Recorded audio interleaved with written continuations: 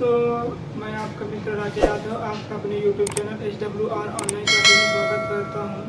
दोस्तों, जैसा कि आप जान रहे हैं, हमारे चैनल पर क्लास 10 टॉपर सीरीज चल रही है, जो कि आज हम देखेंगे साइंस क्लास 10 बायोलॉजी पोर्शन पढ़ेंगे दोस्तों, जो कि क्या है, चैप्टर फर्स्ट है, जिसका नाम है जैव प्रक्रम। क्या नाम है दोस्तों? जिसका नाम है जैव प्रक्रम। जैव प्रक्रम के अंतर्गत हम पढ़ेंगे दोस्तों, हम एनसीईआरटी पोर्शन ही पढ़ेंगे। एनसीईआरटी पोर्शन का सलूशन करेंगे, क्योंकि एनसीईआरटी से ही हमारे पेपर में अधिकतर क्वेश्चन आते हैं। तो आज हम एनसीईआरटी ही करेंगे दोस्तों। एनसीईआरटी से ही हमारे क्लास में अधिकतर हमारे बोर्ड में अधिकतर क्वेश्चन पूछे जाते हैं। चलिए हम देखते हैं आज कौन सा टॉपिक है दोस्तों। तो आज टॉपिक है उत्सर्जन। क्या है दोस्तों? उत्सर्जन। आज का टॉपिक हमारे चैप्टर में है उत्सर्जन। आइए देखते हैं दोस्तों उत्सर्जन क्या है, फिर उसके बाद देखेंगे उत्सर्जन के बारे में पढ़ेंगे। उसके बाद देखेंगे दोस्तों उत्सर्जन तंत्र हमारे शरीर में कैसा उत्सर्जन तंत्र पाया जाता है।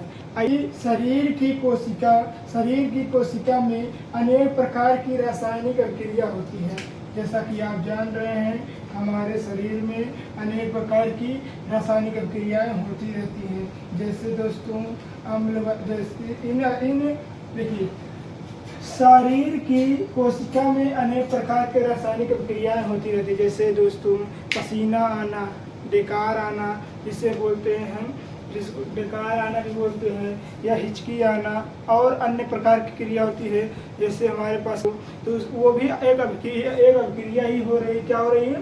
तो रासायनिक अभिक्रिया हो रही है। तो क्या कह रहा है, इन रासायनिक अभिक्रियाओं के उत्पाद जैसे हमारे शरीर में कैसा उत्पाद होता है, मतलब कैसा उत्सर्जन होता है रासायनिक क्रियाओं में, उसका नाम है जैसे यूरिया हो गया। यूरिया यानी हमारे शरीर से जो यूरिन बाहर निकलता है वो हो गया। एसिड यानी HCl में जो हमारे आमाशय बनता है वो हो गया।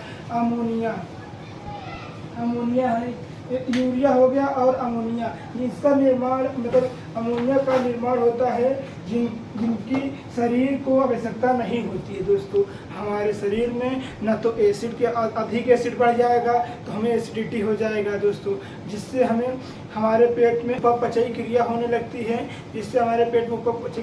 लगती है, और दोस्तों जैसे कि हमारे शरीर में अमोनिया बढ़ जाता है तो हमारा जो यूरिया है, यूरिन जिसको बोलते हैं, जब हमारे शरीर से मतलब अधिक यूरिया होता है उसका भी काम नहीं होता, वह मूत्र की सहायता से बाहर निकल आता है।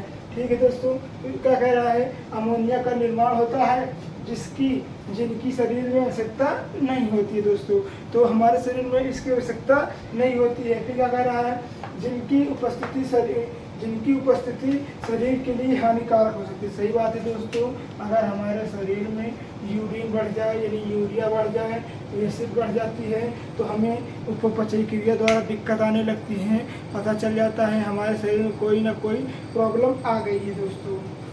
ऐसे उत्पाद को ही हम क्या बोलते हैं, अपशिष्ट पदार्थ कहते हैं। ऐसे ही उत्पाद को हम अपशिष्ट पदार्थ कहते हैं। जैसे दोस्तों हमारे शरीर से मूत्रमार्ग द्वारा मूत्र निकलता है तो उसमें क्या होता है दोस्तों, तो यूरिन में क्या पाया जाता है, अमोनिया होता है और यूरिया होता है दोस्तों। क्योंकि वह अपशिष्ट पदार्थ है, तो हमारे शरीर से बाहर निकल रहा है। अपशिष्ट पदार्थ कहते हैं कि शरीर से इन क्रियाओं का बाहर निकलना ही क्या कहलाता है, शरीर से जो हमारे शरीर से अपशिष्ट पदार्थ निकलते हैं दोस्तों, उनका निकलना ही क्या कहलाता है, तो उनका निकलना ही उत्सर्जन कहलाता है। उत्सर्जन कहलाता है। अपशिष्ट पदार्थ का हमारे शरीर से निकलना ही उत्सर्जन कहलाता है। यह उत्सर्जन का शॉर्ट आंसर होगा दोस्तों। आइए देखते हैं मनुष्य में उत्सर्जन कितने प्रकार के होते हैं, मनुष्य में उत्सर्जन क्या क्या होते हैं, आइए देखते हैं। कह रहा है, उत्सर्जन तंत्र के अपशिष्ट पदार्थों का संग्रहण तथा निम्नलिखित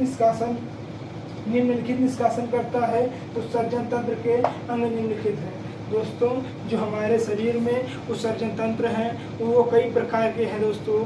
जैसे हमारे शरीर में हो गया वृक्क, वृक्क बोले तो किडनी हो गया दोस्तों, मूत्रवाहिनी हो गया, मूत्राशय हो गया और मूत्रमार्ग हो गया। किडनी हमारे शरीर में पेशाब को छानने में सहायता करती है और मूत्रवाहिनी फिर मूत्रवाहिनी में जाता है, फिर उसके बाद मूत्राशय में जाता है जहाँ मूत्र इकट्ठा होता है, उसके बाद मूत्र मार्ग द्वारा मूत्र बाहर निकल जाता है दोस्तों, जिसे ही हम क्या बोलते हैं, उत्सर्जन बोलते हैं। दोस्तों आइए एक एक करके सभी टॉपिकों को देखते हैं कि सभी टॉपिक क्या है और सभी टॉपिकों को देखते हैं। मूत्राशय क्या होता है, वृक्क क्या होता है,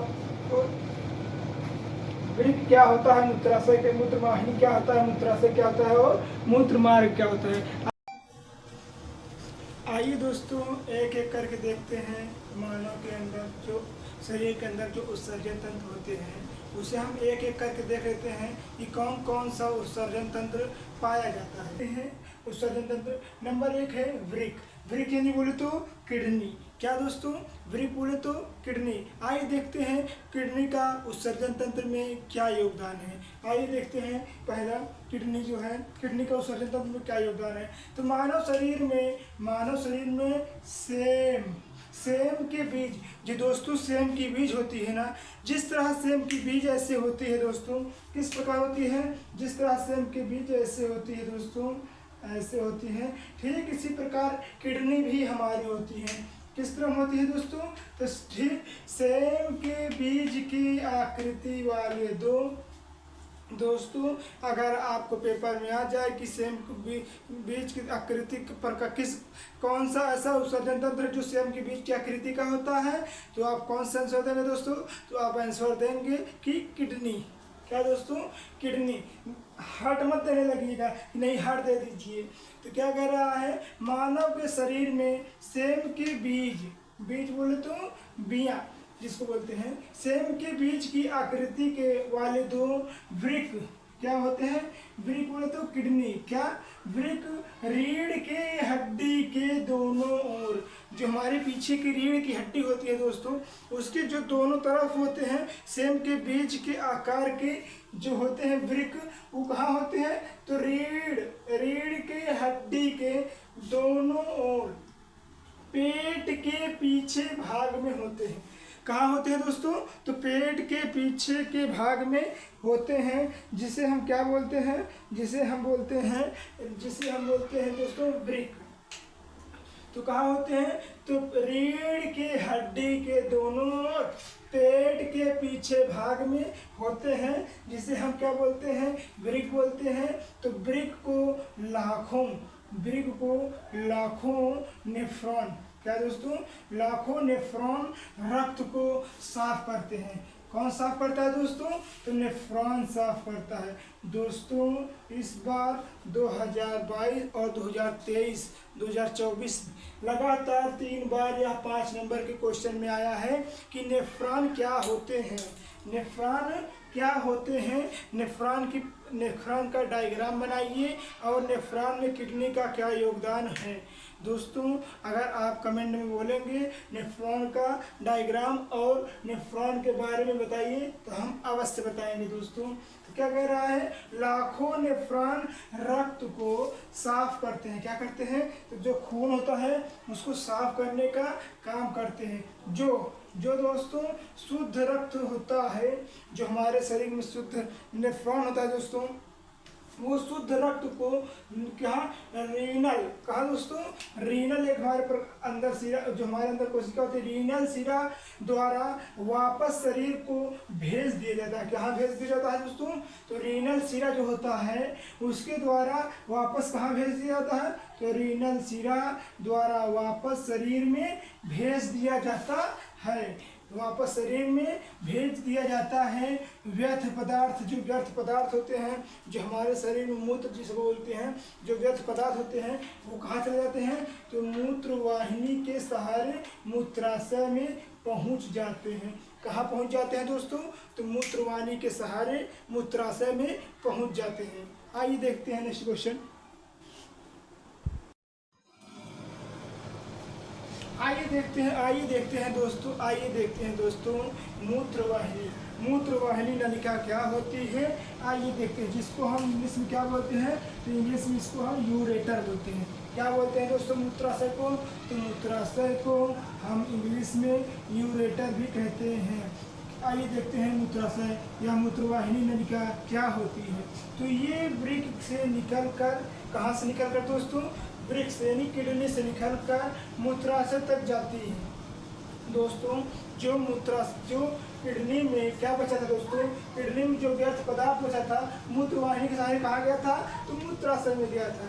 मूत्रवाहिनी के सहारे मूत्राशय में गया था, तो वही मूत्रवाहिनी है दोस्तों जो यहाँ पर दी गई है।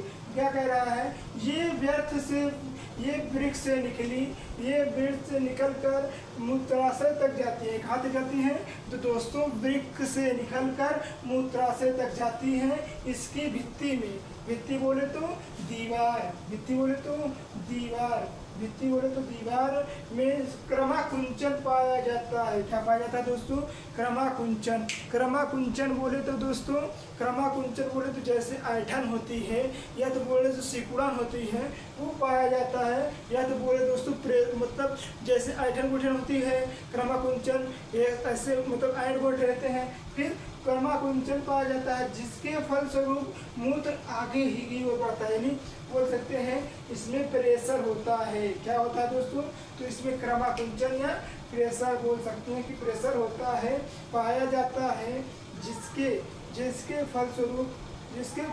फलस्वरूप मूत्र आगे की ओर बढ़ जाता है। कहाँ बढ़ जाता है दोस्तों, मूत्र आगे की ओर बढ़ जाता है और बढ़ जाता है और हम कह सकते हैं दोस्तों आगे की ओर बढ़ जाता है। और जो हमारे मूत्राशय में, जो मूत्रवाहिनी नलिका में जो आगे बढ़ जाता है, उसके बाद जो मूत्रवाहिनी नलिका में अपशिष्ट पदार्थ बचे रहते हैं, वो कहाँ पहुँच जाते हैं, तो वो मूत्राशय में पहुँच जाते हैं। कहाँ पहुँच जाते हैं दोस्तों, मूत्राशय में पहुँच जाते हैं। आइए देखते हैं तीसरा पॉइंट क्या है। तीसरा पॉइंट है मूत्राशय। आइए देखते हैं दोस्तों मूत्राशय क्या है। तो मूत्राशय यह उदर गुहा के पीछे, कहाँ दोस्तों, उदर गुहा के पीछे, यानी जो हमारे शरीर में मल द्वार होता है उसके पीछे स्थित होता है। कहाँ स्थित होता है दोस्तों, तो उदर गुहा के पीछे स्थित होता है। कहाँ स्थित होता है, तो उदर गुहा के पीछे स्थित होता है। मूत्राशय में मूत्रवाहिनी आकर खुलती है। हमने आपको बताया था दोस्तों क्रमाकुंचन के कारण जो दोस्तों क्या होता है, जो फलस्वरूप जो मूत्र होता है वह आगे बढ़ता है। क्रमाकुंचन के कारण मूत्र जो होता है वह मूत्रवाहिनी से आगे बढ़ता है और कहाँ आगे खुलता है, तो मूत्राशय से में आकर मूत्रवाहिनी खुलती है। मूत्रवाहिनी भी एक पाइप के आकार की होती है, जो दोस्तों मूत्रवाहिनी नलिका होती है, मूत्रवाहिनी से होते हुए सीधे कहाँ जाती है, तो मूत्राशय में मूत्रवाहिनी नलिका आकर खुल जाती है। वह इससे मूत्र को इकट्ठा किया जाता है। क्या किया जाता है दोस्तों, तो जो मूत्रवाहिनी नलिका होती है वह वृक्क से जो हमारे अपशिष्ट पदार्थ होते हैं उसको लाकर मूत्रवाहिनी नलिका के सहारे मूत्राशय में इकट्ठा करती है, जिससे हमारा पेशाब इकट्ठा होता है। कहाँ, मूत्राशय में। आइए देखते हैं दोस्तों का चौथा पॉइंट क्या है। चौथा पॉइंट है मूत्र मार्ग। क्या है दोस्तों, चौथा पॉइंट है मूत्र मार्ग। दोस्तों अगर आपको वीडियो अच्छी लग रही हो तो प्लीज़ वीडियो को लाइक करें एंड चैनल को सब्सक्राइब करना ना भूलें। आइए देखते हैं चौथा पॉइंट क्या है। तो चौथा पॉइंट है दोस्तों मूत्र मार्ग। क्या है दोस्तों, मूत्र मार्ग। मूत्राशय तक, मूत्राशय का पश्च भाग, कौन सा भाग, मूत्राशय का पश्च भाग सकरा होकर, मूत्राशय का पश्च भाग सकरा होकर एक पतली नलिका में परिवर्तित हो जाता है। सकरा होकर यानी संकीर्ण होकर यानी पतला होकर एक कैसी नलिका बन जाता है, तो एक पतली सी नलिका बन जाता है, पतली सी नलिका में परिवर्तित हो जाता है, जिसे ही हम क्या बोलते हैं दोस्तों, जिसे ही हम बोलते हैं मूत्र मार्ग। फिर मूत्र मार्ग से होते हुए बाहर निकल आता है। दोस्तों आइए देखते हैं वृक्क द्वारा अपवहन क्या होता है। आइए देखते हैं दोस्तों, कृत्रिम वृक्क। कृत्रिम वृक्क माने ऐसा वृक्क जो कि प्रत्यारोपण करके लगाया गया हो, अर्थात कह सकते हैं ट्रांसप्लांट करके लगाया गया हो, उसे ही क्या बोलते हैं, कृत्रिम वृक्क कहते हैं। आइए देखते हैं कृत्रिम वृक्क का कार्य प्राकृतिक वृक्क। कृत्रिम वृक्क जो होता है उसका कार्य प्राकृतिक वृक्क के समान ही होता है, अर्थात कह सकते हैं जिस प्रकार हमें जन्म से जो हमें हमारे पास किडनी मिलती है उसके समान ही होता है, किंतु प्राकृतिक वृक्क में पुनरारोपण है, जबकि जो प्राकृतिक वृक्क होता है, प्राकृतिक किडनी होती है, उसमें क्या होता है, पुनर्वासोषण होता है, जबकि कृत्रिम वृद्धि जो कृत्रिम वृक्क होता है उसमें पुनरावसन नहीं होता है। कह सकते हैं कि वह उस तरह कार्य नहीं कर पाएगी जिस प्रकार कार्य हुई है। ठीक उसी प्रकार जैसे दोस्तों हमारे जन्म से प्राकृतिक हमारे मिलती है किडनी, जिस प्रकार वह काम करती है ठीक उसी प्रकार तो काम करती है, जो कृत्रिम वृक्क होता है, परंतु जो मतलब जो होता है वो इस तरह काम कर सकता है कृत्रिम वृक्क, परंतु जो पुनरावसन होता है कृत्रिम वृद्धि वह पुनरावसन नहीं कर पाती है। अर्थात कह सकते हैं कि वह मतलब कि जैसे कि शुद्ध खून को वापस भेजना होता है तो कितनी तेजी से प्राकृतिक मतलब जैसे कि हमारा बचपन जो हमें मिल रहती है किडनी वो उससे होता है, उस तरह यह कृत्रिम वृद्धि द्वारा नहीं हो पाता है। आइए देखते हैं दूसरा पॉइंट क्या है, कह रहा है अन्य अंग शरीर से बाहर निकलते हैं, अन्य अंग शरीर के बाहर निकलते हैं, यानी अन्य अंगों द्वारा शरीर के बाहर उत्सर्जन जो होता है। आइए देखते हैं, अभी हम किडनी द्वारा देखे थे उत्सर्जन, अब देखते हैं अन्य अंगों द्वारा शरीर के बाहर उत्सर्जन। वृक्क के अतिरिक्त दोस्तों, वृक्क के अतिरिक्त फेफड़ों, त्वचा, यकृत में भी अपशिष्ट को बाहर निकालने का कार्य करती है। दोस्तों जैसे कि हम जानते हैं, अभी तक हमने देखा था कि वृक्क से ही उत्सर्जन हो सकता है, परंतु हमने इसको यही देखा था कि अन्य अंगों से भी अपशिष्ट पदार्थ बाहर निकलते हैं, जैसे कि फेफड़ा हो गया, त्वचा हो गया, यकृत हो गया, इससे भी अपशिष्ट पदार्थ बाहर निकलते हैं। क्या करते हैं, बाहर निकलने का कार्य करते हैं। त्वचा में स्थित श्वेत ग्रंथियाँ लवणों के अतिरिक्त लवण निकालती हैं, जिसे पसीना भी बोलते हैं। लवणों की अतिरिक्त मात्रा को समय समय पर बाहर निकालती रहती हैं, जिसे हम क्या बोलते हैं दोस्तों, जिसे हम पसीना भी कहते हैं। पसीना कैसा होता है, तो नमकीन होता है। कैसा होता है, तो पसीना नमकीन होता है, जो कि लवड़ी होता है, जिसको हम लवड़ी भी बोल सकते हैं। शायद दोनों मात्रा होता है। पसीना लवणों की अतिरिक्त मात्रा को समय समय पर बाहर निकालता रहता है, और जिससे हम क्या बोलते हैं, पसीना कहते हैं। क्या बोलते हैं दोस्तों, पसीना कहते हैं। ठीक उसी प्रकार जिस प्रकार फेफड़ों से कार्बन डाइऑक्साइड बाहर आती है, क्या आता है दोस्तों, जिस प्रकार हमारे त्वचा से लवण के रूप में पसीना बाहर आता है, ठीक उसी प्रकार हमारे फेफड़ों से कार्बन डाइऑक्साइड बाहर आती है। आइए देखते हैं नेक्स्ट पॉइंट क्या है। नेक्स्ट पॉइंट है वृक्कों का रोपण। यानी बोल सकते हैं वृक्क यानी किडनी का ट्रांसप्लांट यानी कोई जैसे रीजन या तो कोई रोग हो गया हो या तो कोई एक्सीडेंट हो गया हो जिससे हमारी किडनी खराब हो गई हो, क्षतिग्रस्त हो गई हो, तो दूसरी किडनी लगाने पर क्या कार्य करते हैं, आइए देखते हैं।